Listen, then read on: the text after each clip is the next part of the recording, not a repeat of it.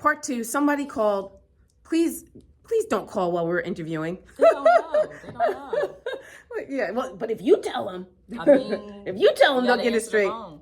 So, as you were saying, how does it make you feel, or how are your interactions after you start to walk more in your authentic self? Like after you are able to vocalize it? Because my mom, like you said that you're old, but you're not old at all, by the way. You're not I old at all. I love you. My mom had me later in age, so she was like 40 or so when she had me.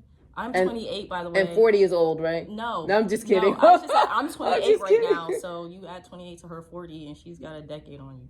So, but she is very set in her way. She's all about the Martin Luther King, and she's like, you need to know this and da da da da. But she's also very contradictory, which is something that I've realized about people in her age bracket.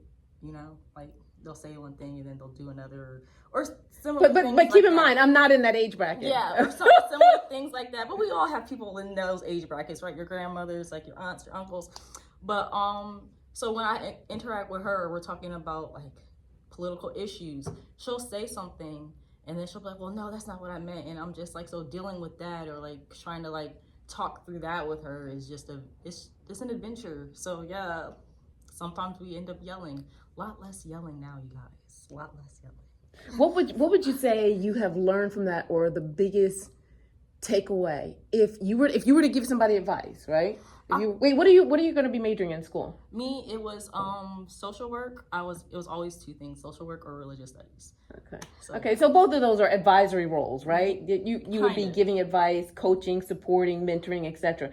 So if you were gonna, kind of not. Because for the social work, it was going to be more like in my community with certain like programs and everything. I didn't really want to like advise people. I wanted to be more like the person that set up those programs. Okay. In the community. So based on what you've learned, right? If you were setting up something within the community, what are some of the principles you would set up to support youth being able to just manage all the demands that are coming in? Just that they have a voice, I feel like everybody says that they have a voice, but it's really hard to put that in action because everybody's like, oh, you're just a child, you're just a kid, or like you're my kid. And the famous one I grew up with, oh, I brought you into this world, I can take you out.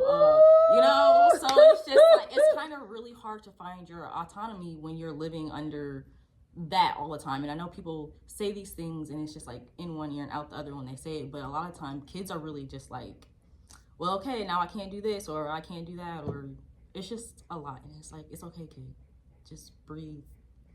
You'll be 18 soon. Hopefully they don't kick you out. They'll let you be you. You know what I'm saying? But even if they're not doing that at home, like there's still that place where you can be here and like people are supporting you and you have that that right to just stand your ground.